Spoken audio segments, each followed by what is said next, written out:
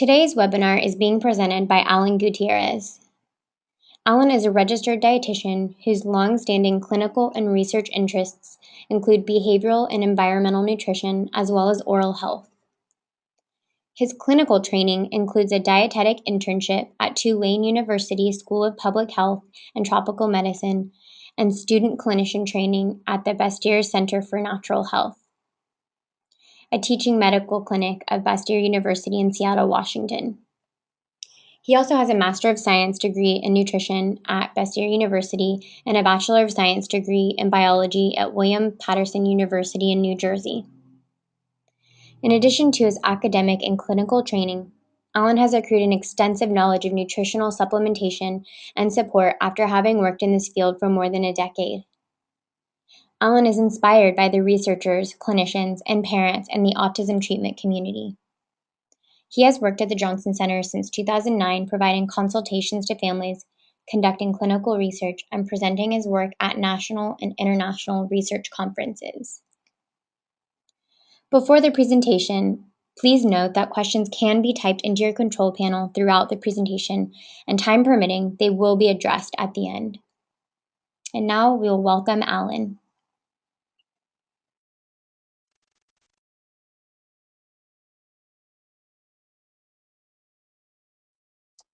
Thank you, Nisi, and thank you for joining me today in my talk on eating well for immune health.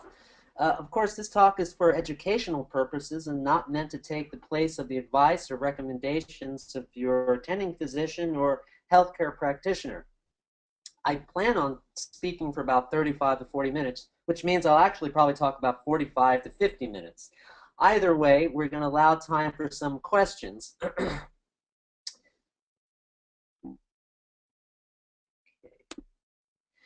So my presentation has three sections. The first section, I'll give you just a basic background of the immune system. It's a vast topic and not really the emphasis of today's talk, but I just wanted to give you a little bit of a background. Now, the second section is the major portion of this talk. I'm going to talk about some of my favorite immune-friendly foods, healthy ways to prepare these foods. I'll share with you some recipes and my experiences in the kitchen as well. I'll throw a little bit of smattering of food science and food chemistry in there for you as well. So this talk is more about practical application than theorizing or presenting research. But that you shouldn't hold back with your questions. If you want to get theoretical or have questions about the research, I'm interested in that as well. Finally, the last section, I'm going to speak very briefly about some individual nutrients, in particular vitamin D and its role in the immune system. Now, the immune system ideally protects us from the environment, okay? This talk, I'm not going to really address autoimmune disorders. Autoimmune disorders is when the immune system attacks itself, right? We're talking about that. I'm going to talk about the ideal immune system where it protects us from things like viruses, parasites, bacteria, pollution, and toxins. And one of the major ways these invaders make our way into our body is through food and the fluids that we consume on a daily basis.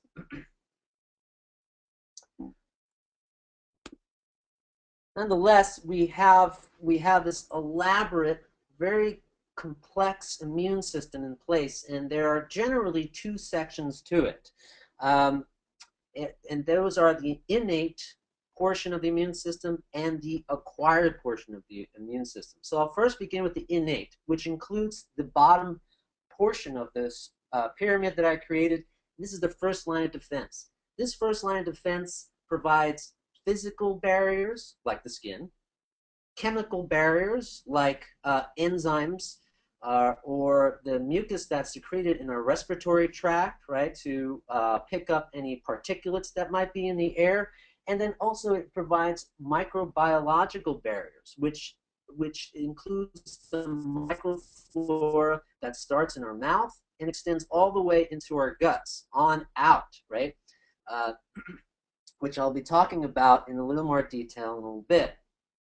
And we make our way up to the pyramid. We're still in the innate portion of the immune system here. We have cells that destroy the cells of some of these invading microorganisms. So some of those cells are natural killer cells, granulocytes, macrophages, right?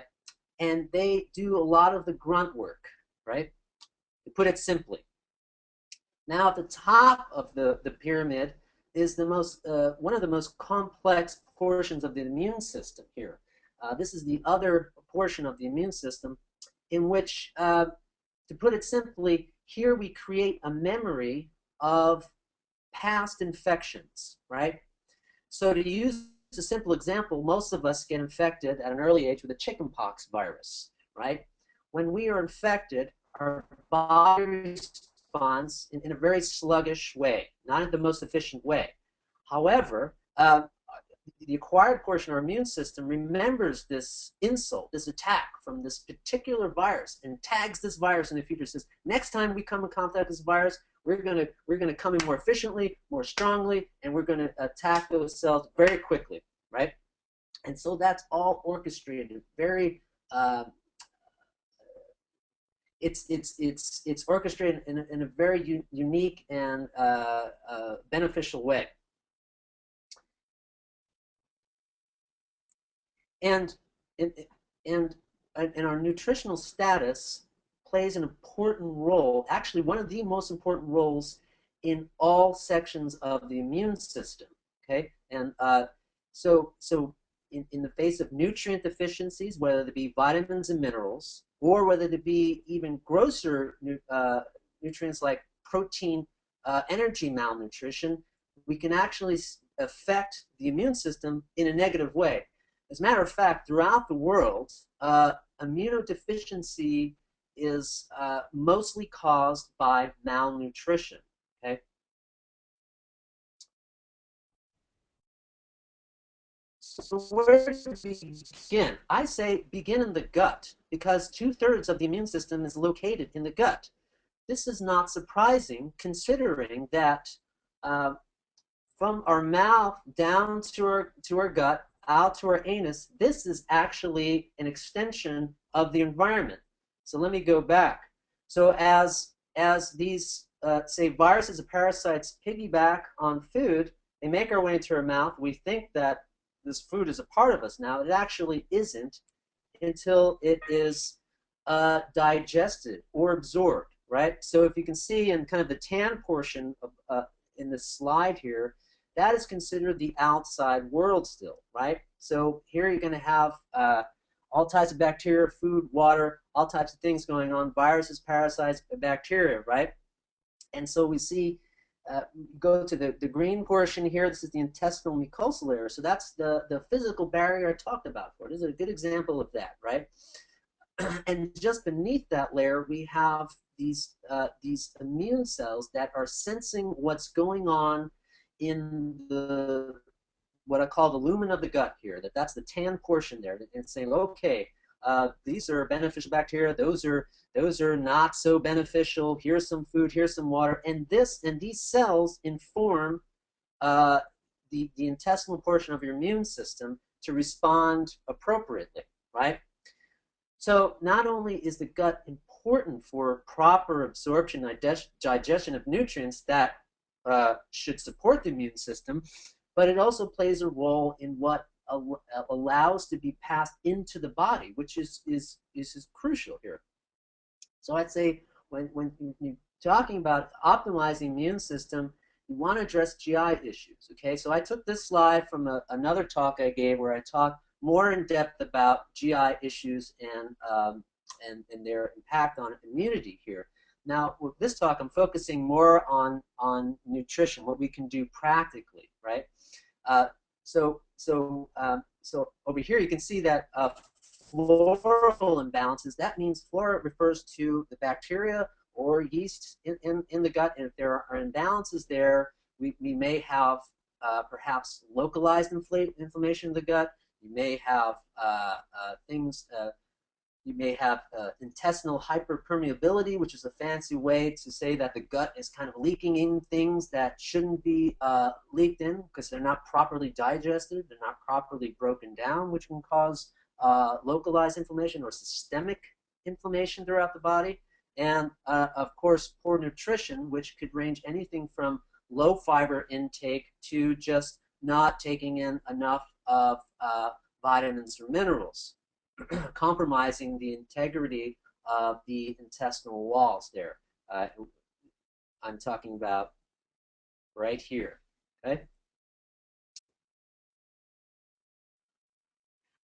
So one of I'd say that one of the primary things we can do, and this is the first major bullet point here, is that we should consume probiotics rich foods every day, right? If you look throughout traditional cuisine, you see that almost always there's something fermented on the plate, right? So if you look at, say, German food, you see sauerkraut. If we go to India, we see yogurt on the plate. If we go to Japan, we see pickled ginger, right? And so on and so forth. So our ancestors knew that there was some benefit here, even if they just perceived it as just increasing digestion or helping with digestion. Uh, we do see that that the probiotics, which are this beneficial bacteria, help keep the microflora, that microbiological barrier, part of the immune system, in balance, right? So we can do that with supplements. I'm not talking about supplements today. I'm talking about food. um, oh, I added. Oh, I added this in. This is a nice research article came out in 2009, which showed that probiotic supplementation over 6 months in children ages 3 to 5 reduced flu-like symptoms, which include fever, runny nose, coughing, and those children even had a reduced number missed of school days, right? Simply from taking in beneficial bacteria, right? Just I included this slide just to kind of drive home the point here, and those for you who are interested in more the science aspect of this. Very fascinating. The other thing I found fascinating about this research as well is that they compared one strain of bacteria to two strains of beneficial bacteria. And they found that the two strain combination had a more pronounced effect. Now, I've used this slide in the past, and I'm going to anticipate someone's going to wonder, well, which strains are they? So the one strain by itself was Lactobacillus acidophilus, and then the second one in the two combination strain is Bifidobacterium. Lactobacillus bifidobacterium. So that makes me wonder, because when you look at food, if you do an analysis of food in these fermented foods, you almost never see one strain of bacteria. You see multiple strains of bacteria, right? And the research is showing that these different strains have different beneficial effects in the body, right? So I'm wondering, is more better in this case? Because that's how it occurs naturally, right? Nothing against supplements. Actually, probiotic supplements are very useful because we can use them therapeutically, especially if we know the particular strain that we want to use, right? Uh, so with foods, you have an advantage here because you're getting a variety of strains and a variety of potential positive effects from them. Uh, so starting with the ones I have pictured here, I mentioned before sauerkraut, right?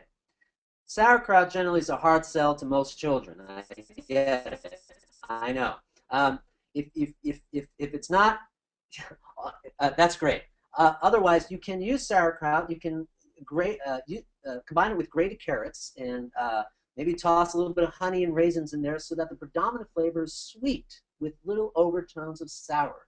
And the thing is, and this is a good point to make right now, is that a little bit every day is a lot better than a lot on one day and then a lot, a week or two later, right? Because researchers theorize that the ecology of our gut is constantly in flux and that we are imprinted with this bacterial ecology at a very early age, perhaps even in infancy, right?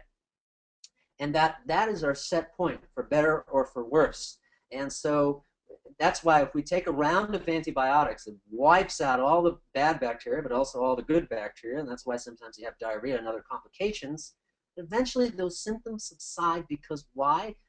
The ecology of the gut goes back to that set point, which hopefully is healthier than not having any bacteria in your gut, right? Uh, so with when you're using probiotic-rich foods, you want a little bit every day. You want to influence the gut ecology every day just to maintain it. Okay. So going back to sauerkraut, if you say, well, is this enough? I'd say a little bit is enough, as long as it's done consistently. Of course, sauerkraut's not the only thing. The other thing I like too with children is raw, unpasteurized apple cider vinegar, right? And you think vinegar, wow, that's pungent, right? It's like balsamic vinegar. No, this particular vinegar, since it's from apples, it has a more mild taste. It's a little bit sweeter and a little less sour, but nonetheless, it is a potent source of naturally occurring probiotics, right? And so you can certainly use it as you would use other vinegars, say, to use it in your salad dressings and whatnot, but it actually goes pretty well in small amounts of juice, in particular apple juice, right? Since it already has kind of an apple flavor to it. So what do I mean by a little bit? What's enough? Well, that's relative to your situation, relative to height, weight, and so on and so forth. But generally speaking, at least a quarter of a teaspoon a day would be a good place to start, a good serving size to start off with, right? What you want to avoid is start off with higher amounts, like a tablespoon or something like that, because it most likely will cause an upset stomach because it's too much of a good thing too quickly, right? And then your child is not going to trust you as much after that, right? So actually, with everything I recommend, I almost always recommend starting off with very low amounts and then build up the tolerance. And generally, you really wouldn't need to do more than a tablespoon a day as kind of like, going back to what I was saying before, doing a little bit every day, just getting a little bit of those probiotics every day. Moving on, so that's sauerkraut, apple cider vinegar. I have a picture here down here, what looks like peanut butter. It's actually miso paste, right? So this is a fermented bean paste made from soybeans, right? Which is also very rich in probiotics, right? And if you're going to use it, it's good to combine it with water that is hot but not boiling, all right? So these probiotics are bacteria. They're sensitive to heat, so you don't want to cook with it, but you can add it to warm food, right? It also works well in other places too, like stews and chilies if you're looking for a very savory flavor. Now, some of you have a sensitivity to soy and you want to avoid soy. You can actually get fermented bean paste made from other beans, like adzuki beans, right? Uh, and I know there are several companies out there, but the one company I know is South River Company, and they make non-soy miso pastes, which are great, and they're actually lower in sodium than some of their more popular soybean pastes, which is also good too. Uh, okay, what's becoming more popular now is the kombucha drinks. If you haven't heard of this, it's Kombucha. This is a tea-like beverage. It has multiple strains of bacteria, beneficial bacteria in it. Comes in a variety of flavors, not too high in sugar. Some children like that. And if you buy a bottle, it seems pretty expensive. I think 16-ounce bottle might run you $4 to $5, but depending on where you're getting it, sometimes you get on sale cheaper. But when you buy it, it should be cold, right? And then a serving size, it could be about an ounce or two, right? So roughly speaking, 2 tablespoons is about an ounce, right? That would be going back to what I was saying before, a little bit every day. So 1 to 2 ounces per day, that bottle could last you for a week. So that's great too. And of course, I'm not going to say anything about yogurt. You've probably heard enough about yogurt. They use probiotics as a great buzzword. So I'm just giving you different alternatives to the yogurt scene. Now over here, I've read research showing that just increasing your total fiber intake will improve the ecology of your gut, meaning that it will actually promote a healthier balance of the bacteria. And in particular, there are foods that are rich in prebiotic fibers. Now, the prebiotic fibers are fibers that, in a sense, feed the good bacteria in the gut. They help the bacteria proliferate, right? So not only consuming more fiber, which can be easily done with beans and legumes, very easy, very quickly, right? You can also use other food items like onions and garlic that I have pictured here, asparagus, peas, raw honey is also rich in these prebiotic fibers. Okay. Oh, and so I should also mention that ground flax seeds are an excellent source of prebiotic fibers. Not only are they a good source of healthy fats, which are supportive to the immune system, not only they are rich in minerals, but they're also rich in these particular fibers, right? And I'll talk a little bit more about that later. I'll also include chia seeds have also become popular. They're pretty good too. Flax seeds are fine though. Also hemp seeds, also a good source of prebiotics as well. Right. Now my second bullet point, which I'll probably spend most of the time, is eating a diet that's naturally colorful as daily as possible. Okay?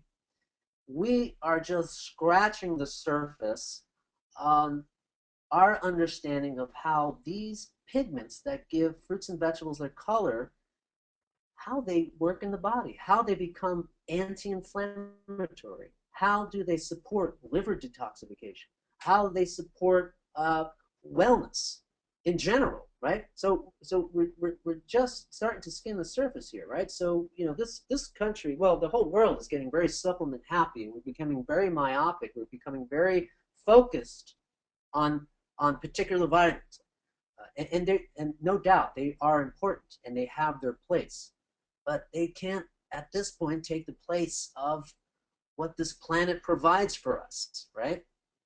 So what I've done, and this is my first time doing it, so I hope this should be fun. Um, I I picked some of my favorite foods and their associated colors, right? So it's going to go something like this. Let's start with orange. There are a lot of wonderful orange fruits and vegetables out there, but at the top, for me, I love the sweet potato. The sweet potato is fascinating.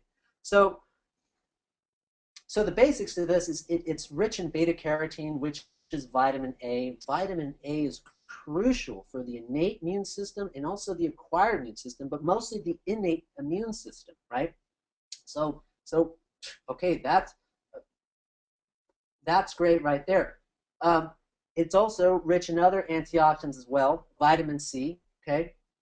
And there are other phytonutrients, pigments in the potato that have anti-inflammatory and antioxidant effects. And some of those are called peonides. And then there's cyanidins as well, right? And I just read this recently, researching for my presentation, that when we ingest sweet potatoes, the mechanism is not clearly understood, but some of these anthocyanins and cyanidins and the peonidines, I think I'm pronouncing it correctly, help reduce the potential negative impact of heavy metals as it passes through our gut. I thought this is very fascinating. So I'm imagining that if in their gut there's perhaps lead or cadmium or mercury, that somehow these nutrients are kind of neutralizing the negative impact of these heavy metals and perhaps reducing the load in the body. That is fantastic. All from one, just from one vegetable, the sweet potato. So how can we consume more sweet potatoes? Well, let me begin by telling you what is the optimal way of preparing sweet potatoes. I can tell you baking and broiling them is not the optimal way. The best way to prepare potatoes is to steam them, right? If you can't get organic, you're going to peel the skin off, right? If you can get organic, eat the whole thing, eat the skin, eat everything, right? Still need to clean it. But when you skin the potato, if it's not organic, you're significantly reducing your potential exposure to these residues. And You cube it, and you can steam it. Shouldn't take more than 10 minutes, and then you can mash it up, right? Second to that would be boiling, right? You boil it in its skin, and then you can mash it up, or boil it out of the skin if you don't want the skin. But the disadvantage to boiling is that the minerals, actually potassium in particular, will get drawn out from the potato into the water, right? You experience less of that when you steam the potato. Now, what are the disadvantages of baking potatoes or putting them in the grill or broiling them? The thing is that the vitamin content, like vitamin A and the beta carotene, they all are very sensitive to heat, right? So the longer you bake it, the longer you cook it, the more the vitamin A content reduces, right? So the three enemies to vitamins are light, air, and heat, right? So in this case, heat significantly reduces the vitamin A content and the vitamin C content, right? So back to this recipe, say you steamed it, you mashed it up. You can mash it up with the ripe banana, okay? Add a little bit of maple syrup to it, give it some sweetness. And then here's the important part. You want to top this particular dish, and actually most of the dishes that are rich in fat-soluble vitamins, you want to add some healthy fat to it, right? Because the vitamin A in the form of beta carotene, right, which gives sweet potato its nice orange color, is a fat-soluble vitamin, meaning that when you consume beta carotene rich foods in the presence of fat, like walnuts, you're actually going to absorb more of that nutrient. The research has shown that over and over, right? So that's a crucial piece, right? That's why it's a good practice when you have salad to always have some oils along with it too, because in your salads you have all these fat soluble nutrients, right? So if you're just eating dry salads, or if we can go back to the 80s where fat was the enemy, I am sure people were absorbing a lot less of those fat soluble nutrients back then, right? And eating too many snack wells. Does anybody remember that? Okay. Next, red. Again, I'm not discriminating here. There's many red vegetables and fruits that I had to decide. Okay, which one am I going to choose here? I chose the red bell pepper because I think it doesn't get enough. Um, it doesn't get used often enough. I think, or not used in good amounts, which is a shame because red bell peppers are actually very, very, very rich in vitamin C. Vitamin C, probably heard this already, it's antioxidant, but it also has a positive effect on the innate immune system, okay? So red bell peppers are good. Now remember what I said before, that heat reduces the amount of vitamin C. Now I'm not promoting a raw food, of course, diet, because actually when you cook certain nutrients, they actually become more bioavailable after they're heated, right? So we need a balance. We need a balance of cooked and raw, right? And if you haven't been consuming raw foods, or your family hasn't been consuming much in the way of raw foods, you want to start off low and slow, right? Because when you start introducing more raw foods, your body needs time to get used to all these fibers that are presented differently to the body, right? So we can minimize bloating and the gassiness as well, right? What I like about red bell peppers, in the recipe I chose here, it's kind of more of a generalized recipe in that we can use red bell peppers in a raw way. We can use them to dip, right? Use bean dips, right? In this case, I love this idea of using taco ingredients and stuff them into red bell peppers, right? So the red bell peppers are nice and crunchy. They're also really sweet. They're really colorful, and they're a lot of fun too. And what's nice, what I like about this picture here is that we have some avocados, which provide healthy fat, which will help us increase the absorption of some of the nutrients that are occurring in this little cherry tomato here. Maybe there's some beta carotene and what looks like spinach to me, or some other kind of leafy green. And then also the carotenoids that are in the red bell pepper as well. Okay. what I like to do with red bell peppers is that what you can do, go back to this picture here, you can cut along the line from top to bottom here. Make your slices right here, right along those indentations, and then you rip it apart, okay? And then you have those nice quarters or thirds, and that you can scoop bean dip or stuff them like we see here. Moving right along. So yellow. Now, I know when we think of the rainbow, we're thinking of fruits and vegetables possibly. But what you want to do, take a left turn here and think about, I should mention something about uh, protein, and also should mention something about vitamin D, which I'll talk about later on in more depth.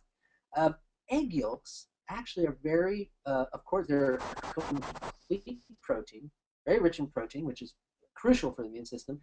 But also we have a vitamin D, right? Along with other things, lecithin and choline, right? Choline's been associated with improved cognitive function in some studies, so that's pretty interesting. But we're focusing on the vitamin D content in eggs, right?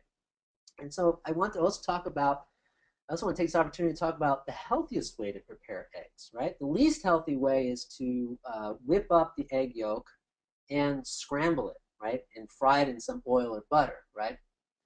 That's because you're not only you're exposing the surface area of the egg, the protein, to heat, right? So all those nutrients that are heat sensitive are more prone to being reduced very quickly. You also have the potential of making the omelet or your scrambled eggs more pro-inflammatory. I'm going to talk more about oils a little later, but uh, uh, and you run the risk of making little brown spots, perhaps if you cook it too long.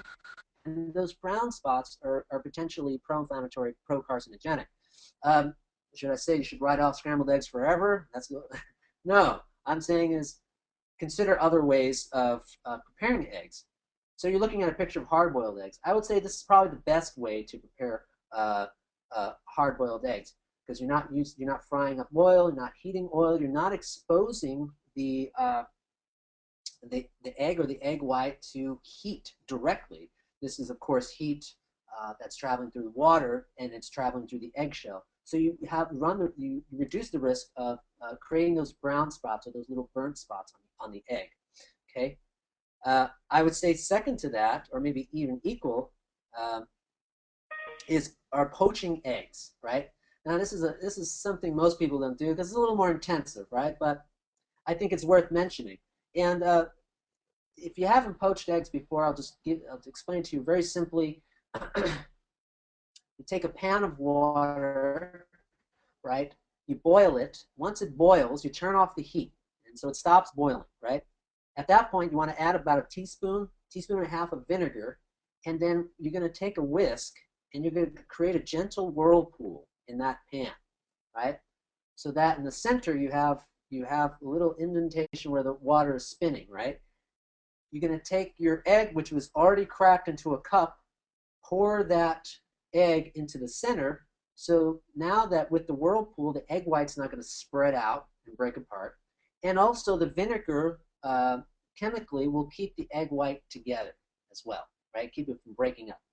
And it cooks pretty quickly. As soon as the egg yolk looks firm, you're going to scoop it out with a slotted spoon and put it over something like, this looks wonderful to me, uh, sweet potatoes, there they are again. Toss with a little bit of coconut oil, or if you're doing dairy, butter, and baking some bacon, right? So I'm a fan of fun foods, and to me, bacon is a fun, fatty food, right? And it's tasty. But the best way to prepare the bacon to make it less pro-inflammatory, less carcinogenic, is to use a well-seasoned iron skillet and throw it in the oven. Don't ever fry bacon. You should bake the bacon and you get it nice and crispy, right? Because bacon is very fatty. It renders its own fat, right? So you can bake it in the oven, whether it be on a skillet or a baking tray, right? It comes out nice and crunchy, very tasty. You can toss it uh, with your uh, with your sweet potato egg salad here. And I like to include green beans here. I like this recipe because now I can talk about blanching. Uh, Blanching is another way to maintain some of the nutrients in vegetables. So in this case, they have you blanch green beans, right? So blanching is submerging the vegetable, in this case green beans, into the hot water, right? And it shouldn't take more than 3 to 5 minutes for it to cook. And then you take the vegetables out and then submerge it in cold water. That's the key. That's the key thing here, because when you submerge it in cold water, it stops cooking, right? Just because you take it out of the water, it doesn't stop cooking. The heat is still there, and the vitamin C content, all those nutrients are degrading. So we can interrupt that process, and along the way maintain its nice flavor too. So overcooked green beans are not so much fun. So submerge them in cold water, and voila, you have something like sweet potato, bacon, and poached salad. Why? Now, of course, I'm not talking about bagels, white flour bagels, or pastas made from white flour, or breads made from white flour, so on and so forth, or even white rice. You know, nothing against those products, but they are nutritionally deficient, right? They've been stripped, right? And in some cases, they add the vitamins back into and then sell it to you, right? So uh, no, I'm looking to cauliflower here, right? I almost used garlic, but I went with cauliflower because I think that's a vegetable again that's overlooked, which is unfortunate because the cauliflower is in the family of what's called cruciferous vegetables. That's a word. Cruciferous vegetables. Cruciferous vegetables are great sources of what are called, is another great word, glucosinolates and indoles. And these glucosinolates and indoles help liver detoxification. Now, for those of you who are really into science and biochemistry, you can look this up on your own, but you're going to want to look up phase 2 liver detoxification, right? And these sulfur compounds, these glucosinolates, help support phase 2 detoxification in the liver. For the rest of us, we just want to eat it and get its beneficial effects, right? So let's take and also let's not forget that it's also very rich in vitamin C too, along with other nutrients as well, but in particular vitamin C and vitamin K.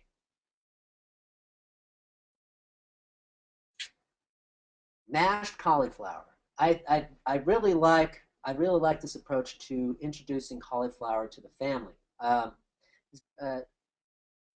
you can start off by a simple recipe like this, where you could take about a half head of cauliflower, chop it up, okay, steam it for this steams pretty quickly. I wouldn't steam it more than 10 minutes, maybe 5 to 7 minutes, right? And the cauliflower, what happens? It gets very soft. You want that. You want it to get very soft.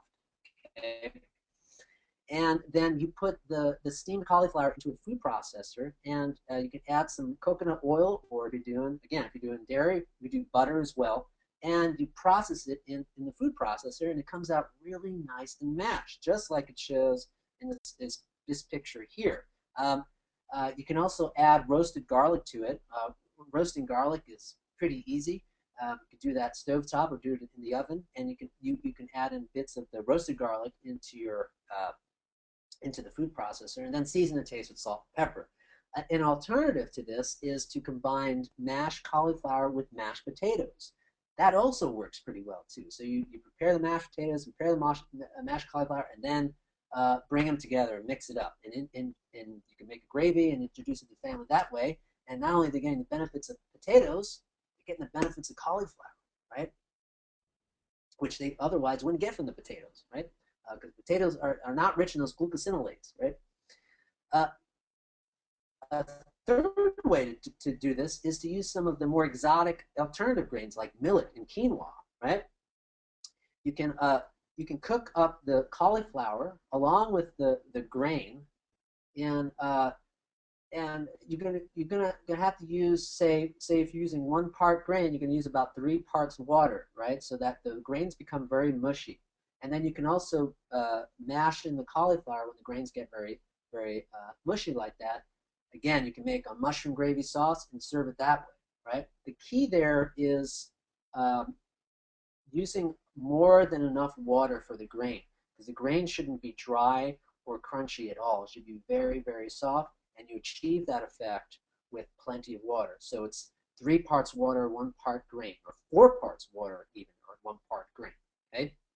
That's another way to introduce it to the family. Okay, moving on. Got two colors left. Green. Um, I had this was probably the most difficult one for me. Green. I love kiwis. I love avocados. Their nutrient profile, their taste, they're versatile. But I had to go with kale. Kale, also in the cruciferous vegetable family, so it's rich in those liver detoxifying compounds. I'll say it again, glucosinolates. Um, it's also rich in minerals too, right? Uh, and, and, and it's got that deep green flavor, which is attributed partially due to the chlorophyll, right? But beneath this chlorophyll, so to speak, it's not really beneath, but are beta carotene and all the carotenoids. So usually the carotenoids give the fruit or vegetable a more yellow, orange, pink color to it, right? But this has so much chlorophyll in it that we have what we perceive the vegetable. It's very green, right? So the kale is a nutritional powerhouse, right? It's a tricky one though, right? Because it's kind of bitter, right? It's hard to win over. But I get it. As an aside, I read some research showing that children perhaps are genetically programmed to seek out sweeter flavors, right? And kind of skew, they're averse to bitter and astringent flavors. It's like, huh, well, it kind of makes sense because when you're at that age, you're growing and developing. What do you need? You need energy. And where are you going to find that energy? You're going to find it where the sweet stuff is, right? So the fruits are higher in calories than your vegetables, right? Most of the vegetables. And so the children are seeking out the sweet flavor. So, to keep that in mind, we still should balance our children's intake of fruits and vegetables, but just keep in mind that perhaps they are genetically programmed at that age to seek out more calories, right? But with that in mind, let me segue to the smoothie that I've been really into the last few months here. Uh, this is this is a great smoothie to introduce to the family. Pineapple is I would call it nature's candy. Not only is it very moist and has a lot of water in it, so it goes well with smoothie, but it's rich in what's called bromelain. Bromelain is it's an enzyme that actually is anti-inflammatory. They sell it as supplements to help reduce inflammation associated with arthritis. I really haven't. My focus is pediatrics and developmental disorders, so I don't know what the research does there, but I always see bromelain sold in capsules, to reduce the pain associated with your injury or your arthritis or something like that. Good stuff. Now look what I'm doing here with this smoothie. I can't take I can't claim responsibility for this smoothie. This was passed on to me from a colleague, and it's just wonderful. So the cucumber, it's it's a very watery vegetable. I think technically it's a fruit, right? And it goes well in a smoothie as well. So now you have pineapple and cucumber, both very watery fruits. Include a little bit of celery in there. So hypothetically speaking, when I throw in a blender, I'd probably throw a quarter of a pineapple or a quarter to a third of a pineapple. Of course, you got to remove the skin. Oh, and you want to include the middle of the pineapple, which often if you've cut the stuff before, usually the middle is discarded. That's actually where most of the bromelain is. And if you have it is more fibrous, but not that much more fibrous, right? So throw it in your smoothie. Right? So you got a third or a fourth there. I would use, depending on the size of cucumber, a third or half of a cucumber thrown in, a couple stalks of celery. Now with kale, if you're new to green smoothies, start off small. I would start off with maybe tear off maybe half a leaf of kale and throw it in there, right? Um, you can also add a little bit of ginger too. You can add maybe a quarter inch to a half inch of fresh ginger. Make sure you take the skin off. Ginger also very anti-inflammatory. You can add a little raw honey to sweeten it and also provide some prebiotics, right? Now you're saying, well, sorry, Alan. My children, maybe they would have green smoothies on St. Patty's Day, but otherwise, they're not going to do this stuff that's green, right? Okay, I've heard that before. What you can do, there's two things you can do. You can add some of the a deep red juice, right? Like some of the more exotic juices become more popular, like pomegranate juice or goji juice. You know, these berries have very deep flavors, or any a cherry juice would work too. Um, and that would make the drink appear more like a dark red, a dark, yeah, more of a dark red, burgundy, right? Red wine color or something like that. And everyone's happy there. The other thing you could do, which is I like even better, but you got to be careful with this, is to cut up a little bit of red cabbage in there. What I mean by a little, so a recipe that I just described now, I would include more than a quarter cup of red cabbage in there. So the red cabbage raw will make the smoothie deep, beautiful red color, right? Very fun color. So those are two ways to mask the green color for you there. Now, before I leave here, I actually am missing something here that's crucial. Now, if this were a class, I would pause here, take a drink of water, and look out and see, students, what is missing here to complete this, right? I'm going to pretend to see a hand or not see a hand. Now, we're missing some fat, right? Remember I said before, there is a lot of beta carotene and other fat-soluble nutrients in the kale. So what can we add? Well, we can add a little bit of avocado in the smoothie. That makes it nice and smooth. You get some healthy fats uh, there. You can add a little bit of oil to it, maybe a little bit of oil pressed from flaxseed oil. We can, even better yet, and this is probably my favorite recommendation, is to add maybe a tablespoon of ground flaxseed. So with ground flaxseed, you're getting your minerals, your fiber, your healthy fats, but you're also providing the fat so that the beta carotene in the vegetables there are well absorbed. All right, so the final color here, I combined the blue and purple together. I had to go with the blueberry one. I just, there's so much research behind blueberries. They're rich in those anthocyanins, they're rich in vitamin C, they're rich in compounds that are also used to improve eye health. You know, I mean, I haven't looked at that research very closely, but you know, that's there as well. Blueberries are nutritional powerhouses, right? Best to eat these raw, right? And I thought, what better way to eat raw blueberries but in a raw blueberry pudding? This is a nice recipe. So you can take frozen blueberries or fresh blueberries, and then as a side, raw blueberries are good. If they're locally picked, they're even better. So the vitamin C content is going to be very high, right? But actually, frozen blueberries, and this goes for other fruits and vegetables too, a lot of times these berries or fruits and vegetables are frozen at the time they are picked, right? That means you are preserving the vitamin C content. So when once they're in the freezer, the vitamin C content dips only slightly, and in some cases, some of the food scientists have shown us that there isn't much of a dip at all, right? So we're preserving a lot of the nutrients that are in the frozen blueberries. So it's interesting. There's some studies showing that there's actually more, in some cases, that there's more vitamin content in the frozen berries than there are in the fresh berries, and that's all depending, right? Because if the berries are they're out of season and they traveled from across the country and they were susceptible to air, to heat, and also light. Don't forget light. You know, the UV radiation from light also decreases the vitamin C content, right? So that's why when you go to the farmer's market, if you have that luxury at your hand, you're getting some of the, you're getting some of the highest berries with the highest vitamin C content. I guess a step above that would be to pick wild blueberries yourself. That would be the ultimate. Okay, that's his recipe here. Raw or frozen, excuse me, frozen or fresh blueberries. You mix that with a little bit of avocado, maybe like a half of avocado. You could do 1 to 2 cups of blueberries here. You know, you do, I like to take this approach where you just kind of having fun in the kitchen and putting together. All the better if your child joins you too. You know, if they're touching the fruits and vegetables, you know, wherever they are developmentally, you find an appropriate activity where they get involved. In some cases, that works for children who you know are picky eaters or you know have a reduced palate at this point, right? Add a little bit of lemon juice, lemon zest.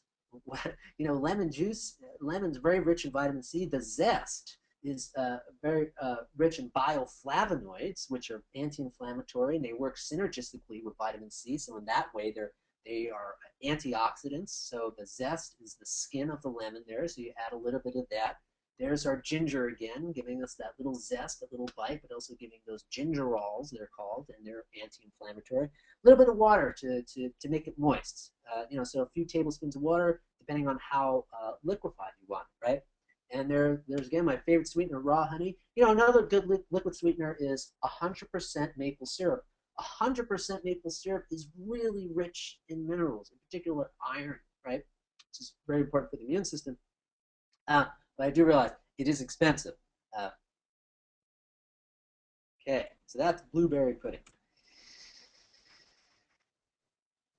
Now moving on. Now I spent most of the time looking at vitamins and phytonutrients, and those phytonutrients that give fruits and vegetables their rich and lustrous colors, right? I talked a little bit about minerals, right? Of all the minerals, in terms of the immune system, iron and zinc are the most important, right? So I have pictured here, I have some lamb here. Lamb is very rich in zinc, also rich in iron, right? Right here, pumpkin seeds, uh, not only rich in prebiotics, they're rich in healthy fats, omega 3s and omega 6s, and they're also they're a good source of zinc. I wouldn't say they're a rich source of zinc, right? The comparison, the meats generally are going to be a better source of iron and zinc. My favorite of all the meats, you can get your hands on some venison, deer meat. You are going to get. I think venison has one of the highest levels of zinc in it, right? It's naturally occurring, and also iron as well. I like this recipe. This is really simple, and I find a lot of children like beef jerky, and you can easily make jerky at home. Make venison jerky. So you get your venison, you cut it up in quarter-inch thick strips, right? Marinate it overnight in your sauce, whatever sauce you like to use. There's soy sauce. If you're avoiding soy, you can use a product called coconut aminos. The coconut aminos is a soy sauce alternative. It's salty and has that savory flavor. It's a little fermented, so it's a little bubbly there.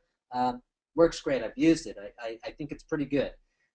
Add salt to taste, and then whatever seasonings you like, for instance, paprika or cayenne, or however spicy you'd like to make it, right? Marinate overnight. Next day, it's gonna be a slow bake, right, at a low temperature. So in this case, I would use a baking rack, what's called an aerating baking rack, meaning that there's air should you actually see this picture here. This would be fine. You need to allow for air to enter to circulate below the meat, right? Circulate throughout the oven.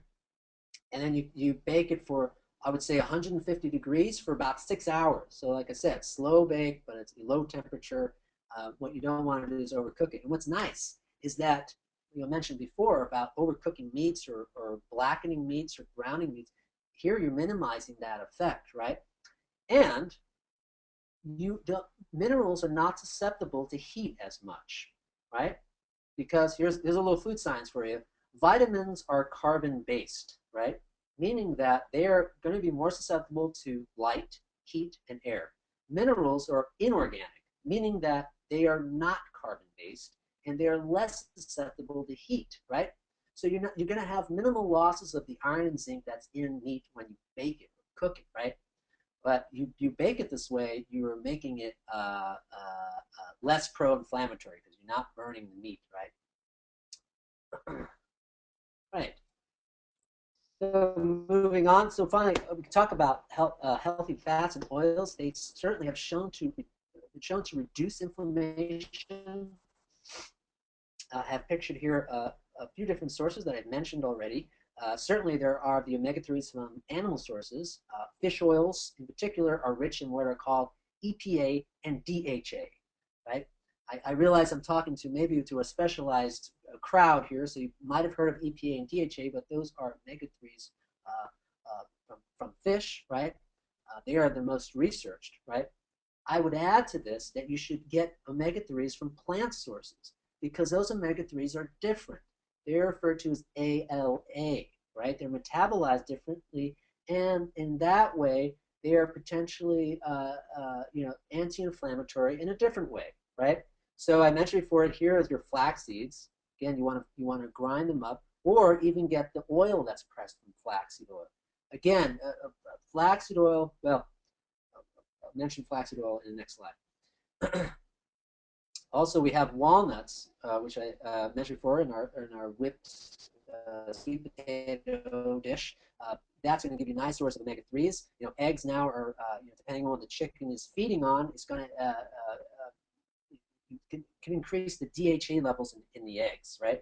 And interestingly enough, Brussels sprouts, also in the cruciferous vegetable family, which just to remind you has the nice word I love to say, glucosinolates in them, help for liver detoxification. Are also they have a little bit amount of omega-3s too. Those ALAs. So if you're doing fish oil, or if you're eating fish, well, if you eat fish, some of the safest fish to eat are the smaller fish like anchovies, sardines, and mackerel, right? Otherwise, if you're concerned about the cleanliness of fish in terms of heavy metals and so on and so forth, there are lists out there showing you fish that are lower in mercury.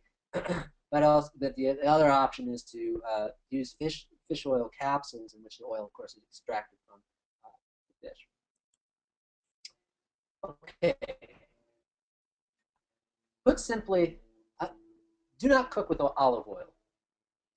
Olive oil has the potential to be anti-inflammatory. The polyphenols from the olives themselves have antioxidant properties to them, however, are sensitive to heat, very sensitive to heat, actually. Um, so if you can get your hands on the highest quality olive oil that your wallet will allow, right? An unfiltered, unheated olive oil, you're getting a very high quality product that you would not want to cook with. However, you can add it to cook food that it's already cooked. So it can be added to. So for instance, if you're going to serve soup, in the bowl, before you serve the soup to your family, in the bowls, just drizzle a little bit olive oil in there, maybe a half a teaspoon to a teaspoon. And they're getting omega-9s, they're getting oleic acid, they're getting a little polyphenols, which are particulates from the olive, right? And they're be intact, right? So don't cook with the olive oil. Same thing goes for flaxseed oil. I mentioned here, flaxseed oil you can buy more readily now. It's becoming more popular, and that's rich in omega-3s. About a tablespoon gives you 14 grams of fat. A large percentage of that is coming from ALA, omega-3s, but you want to keep that in the fridge.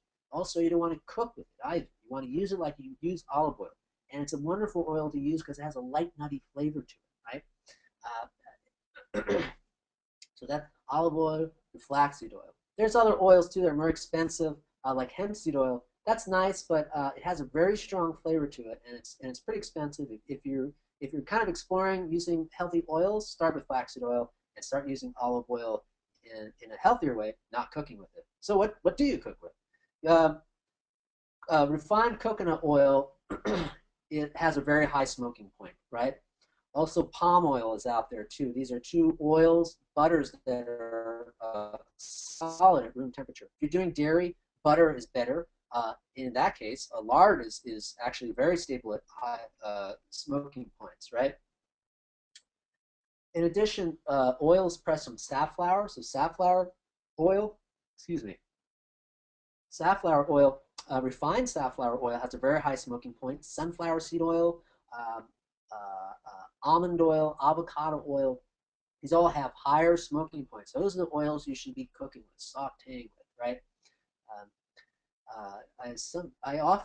people often ask me about grapeseed oil. Grapeseed oil is also great, very high smoking point. It's actually one of the most expensive oils on the market. So if it has a nice flavor to it, but there are less expensive ones there to use.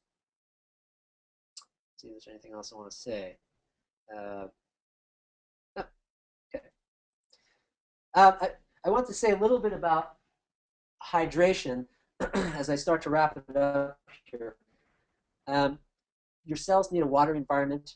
They need to, in order for them to function properly and to carry out their functions, they need to be hydrated. So plain water, mineral water is the best, right? Better than juices or anything like that. Water and an orange is a lot better than orange juice. I recommend most families should not. There are extenuating circumstances, but most families should not uh, have their children consume more than 4 ounces of juice per day total. Right? That's ideal. If you're not there and that's far away, start working towards it. Start encouraging more water, mineral water intake. There are different ways to hydrate. In the fall and the winter, we can use broth. Actually, you can see here these vegetables and meats. What's happening? The minerals are getting drawn out of the vegetables and the meat into the water. And so the broth is mineral rich, right? So you can make a batch of broth, pour the broth once it cools off into ice cube trays, and you keep the ice cubes in your freezer. Throw the ice cubes into your sauce. Throw them into your water when you boil pasta, because the pasta is going to pick up the minerals from your ice cubes. Tea as well. Generally, the herbal teas are good. Things like nettles tea, if you're into herbal teas, really rich in minerals, right? And you can also cook with nettles too, so you don't have to just have to drink it straight. Or you can have hot nettle tea. Not too popular with children, but some children like herbal iced tea, right? You could sweeten it with some raw honey there too. All right. Now, I mentioned iron and zinc before. We want to be careful with iron and zinc, right?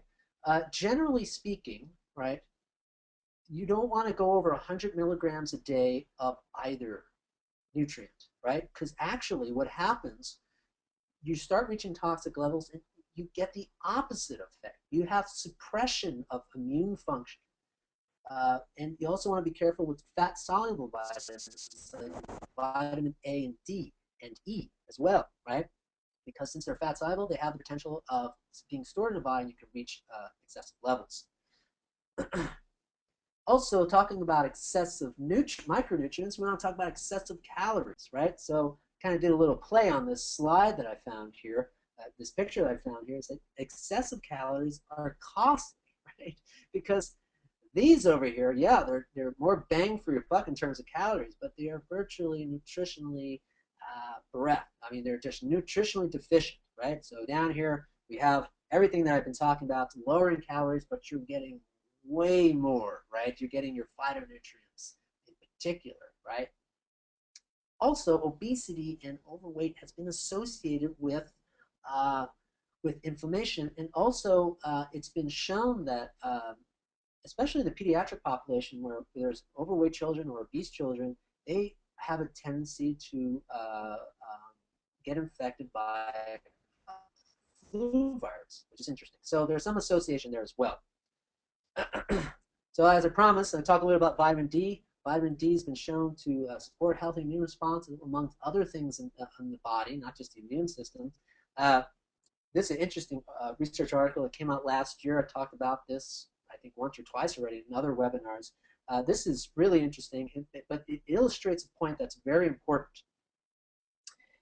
They found that Mongolian children who were deficient in vitamin D, I mean, their levels were extremely low. They were virtually nil. Uh, After being supplemented with vitamin D and their levels of vitamin D went up, they were less likely to contract acute respiratory tract infection, right? Compared to those children who were also low in vitamin D, their physiological levels, but weren't supplemented, right? So it was only, but then this is a big but here, there wasn't much of a change in those children who weren't deficient in vitamin D, right? And they were supplemented. Even though their vitamin D levels went up, stayed within the normal range, there wasn't a reduced risk of infection, right? So the take-home message here is use vitamin D carefully. If you don't know your level or your child's level, don't supplement with vitamin D, okay?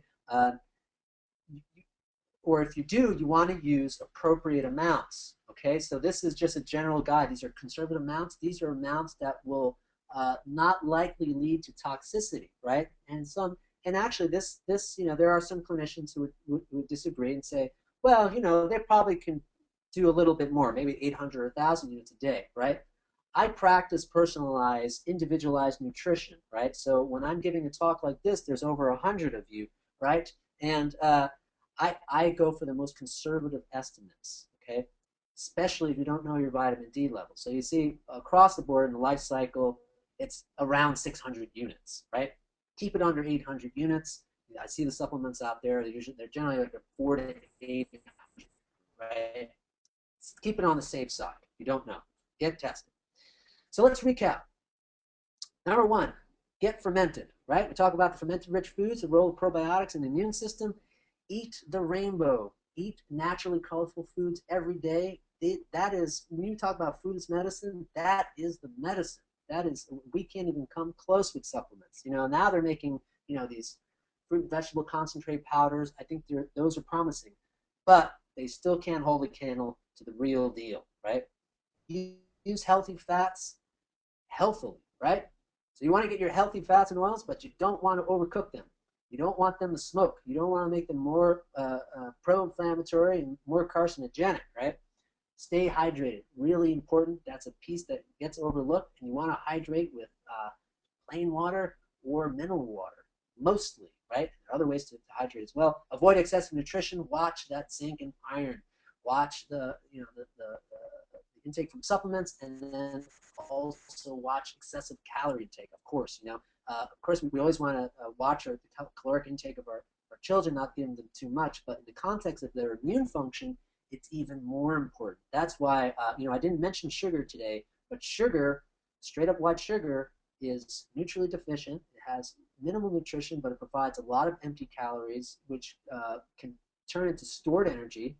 That's a nice way of saying fat on the body, right? Which can eventually lead to obesity.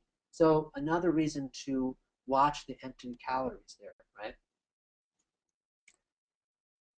Thank you very much. And I'll leave you with a picture of this family from Guatemala. If you haven't read the book, well, it's more of a picture book. This comes from Hungry Planet, and this shows a week's worth of groceries, and they compare the families throughout the world, and it's a lot of fun to look at to see what we're eating around the world. And the Guatemalans have my vote. Everything I mentioned, it's a colorful diet. Uh, Everything from blueberries, tomatoes, carrots. They look like they got whole grains.